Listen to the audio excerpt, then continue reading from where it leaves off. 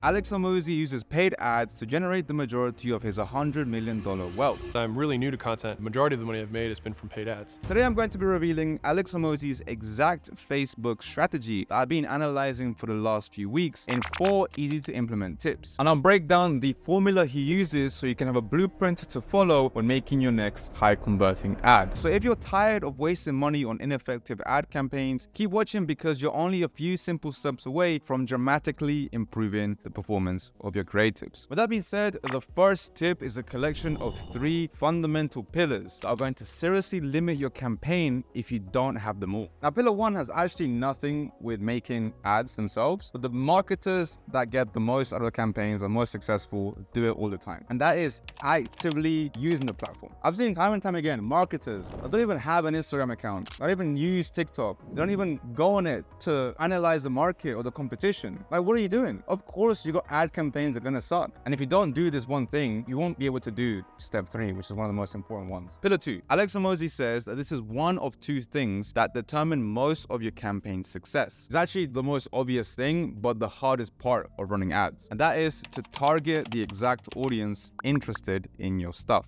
Alex Hormozi says to target a lookalike audience from people you've already sold things to, and the higher quality the lead list, the better. So you're obviously going to need a lead list and audience to begin with. What if you don't? What we do for a lot of brands that just don't have a lead list to begin with is we actually do a bunch of research on their desires, pain points, and also what objections they might have to this product. In 2024, the meta right now is that the content itself does the targeting. So when you're making content, you need to call out somebody who has a specific pain point or a specific desire. We do extensive research not only on what we think the pain points and desires are, we actually look at what the people say. We go on Reddit forums, we go on TikTok comments, we go on reviews. These are actual words from our ideal buyer so that we know how to speak to them directly. Now, the average user has gotten so good at recognizing when something is an ad. In fact, when they're on social media, they have their ad detectors running. So at a single glance, they're just ready to skip. To avoid wasting your precious ad dollars, format your ads to be native to the platform that they're going to be running on. But not only that, you can go one level deeper and format the ads to look like content that your ideal audience is already consuming. Everyone says pattern interrupt. Sure, but if your pattern interrupt looks like an ad, I'm gonna skip, dude. There's 2 ways that I would go about finding a way to make your ads native to the platform and native to the content they are watching. And both of these require you to think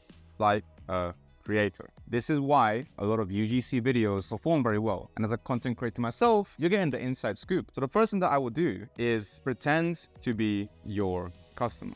That might mean start a new Instagram account, follow a bunch of pages as if you are your ideal client. So if you're somebody that's wanting to do ads for camping goods, then you're going to want to follow pages about camping. You're going to follow camping locations. You're going to follow camping creators and see what content they do. That's how you understand what kind of frame people are seeing these videos through. And next time when you make your ads, you can take some of these ideas and make them into content. And the main problem with this is that it is unique to every industry. And not only that, it's unique to every buyer. And not only that, it's unique to every stage of their sophistication level. Because you're gonna have people who are in the camping space, like to camp in the local park, people that like to camp in the middle of fucking nowhere, people that travel for camping, people that have camping caravans and take it to the next level. You see where I'm going, right? The second way is do what a content creator does when they run out of ideas. And that is see what other niches are doing. You want to see how other niches present the content. Say you're selling supplements, why don't you look at how people do coffee ads? And then once you've looked at that, look at content about nutrition. And if you can understand that the people that want to buy supplements are probably watching content about nutrition, then you're going to understand that you have to really exist in that realm of native content. Step number 2 is something that's become so popular and overused in copywriting and marketing that's actually lost its meaning. And it's separate from the framework at the end of the video, but it's necessary in order to follow it. And it's actually the well-known hook, retain, CTA structure. People overly focus so much on hooking people and retaining people and following the structure, but they actually forgot how to really do it. It should really be changed to call out, value, CTA. A successful call out should really have the viewer of the ad say something like, "That's me," or something like, "I have that problem." The purpose of this is have them actually want to not just consume the video, but consume the value. So now you're probably wondering, how can you provide so much value that they actually click the call to action? Well, what does value actually mean? Value is something that's useful. Something that's useful could be something like a lead magnet, some free tips, a swipe file, a free course. If you can educate somebody with your ad that will solve a small chunk of a large problem, then they actually get closer to solving their main problem. Another thing will be the actual offer. A better offer will result in people actually clicking the call to action to see if it's legit or if you're a scammer. And the last thing is the call to action. Your call to action needs to be simple and frictionless. More on that in the framework.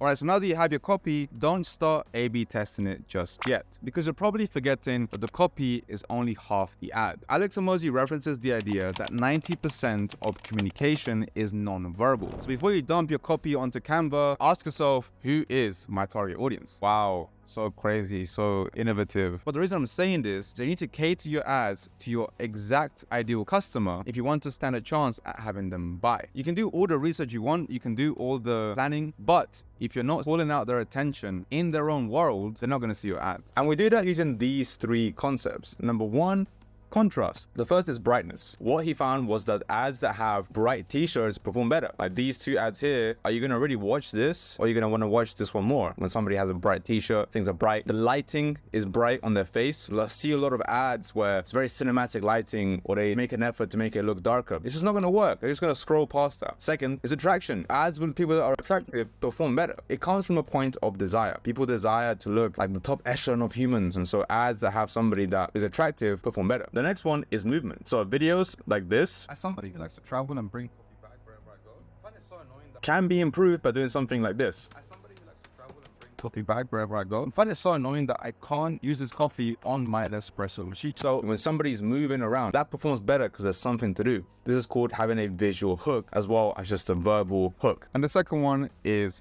likeness. People like to purchase from people that look like them. If you see something that looks like you, you're like, hey, cool, we are both part of the same social circle. And you can serve your customers better, especially if you talk like them, look like them, and act like them. So for example, here is Hairbrush, one of our clients. We find that these ones convert better because if you're any one of these ethnicities, races, ages, you could be like, oh, cool, it works for me. And the last one is the scene. Showing different types of B-roll, different types of imagery that can sell somebody on something. For example, a stack of pages and notes on a desk show that somebody is unorganized or stressed. Somebody who's tossing and turning in bed, it shows that they can't sleep, they're having a nightmare. A local landmark would indicate to people that are living in that area, hey look, if you're from this area, check this out. Anything that can set a scene for somebody and paint a visual image is gonna do better. Now the last step before I reveal Alex Hormozi's paid ads framework is often misunderstood, but it leverages your competitors to 2x, 5x, or even 10x the speed at which your campaign succeeds. Now, as I'm here right now, I'm looking at pad thai recipes. If you've ever tried to make pad thai without knowing how to make pad thai, you know it's going to taste bad. And to be honest, even if you follow the recipe, it still tastes bad. But you're still going to have that experience faster than not having a recipe to begin with. Alex Hormozi uses his competitors' ads to take inspiration and use them for his own. Now, the key thing here was take inspiration. If you just go and copy the ads that your competitors are running, people are going to get so saturated from that ad that it's going to not only cause them ad fatigue, it's going to cause you ad fatigue. And it basically means that you both are playing a losing game. So cancel that YouTube premium subscription, disable your ad blocker, and use Chrome extensions like My Ad Finder or websites like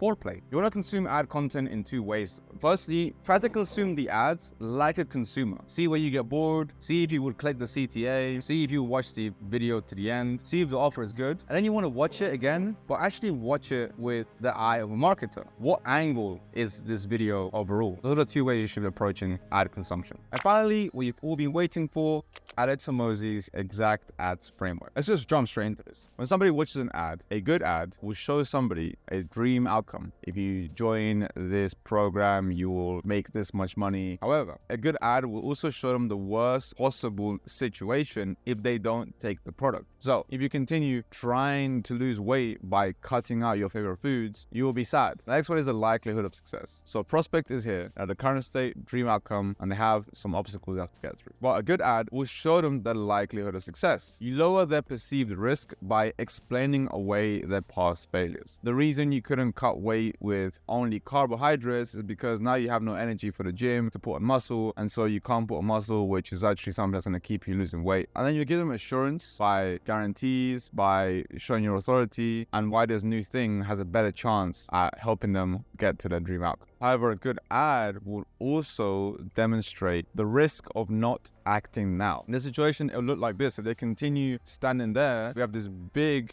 ball rolling down, which is called being overweight, or it's called having lots of acne. And this is going to come crashing down on you if you don't act now. The next one is the time delay. If you are in this situation right now here, and you can see that to get to your dream outcome, you have this big mountain you have to climb. And the time is going to take you 1 year if you use your current method. With our product, we're going to give you a vehicle, right? This rocket right here. That does not look like a rocket. We're going to give you this vehicle.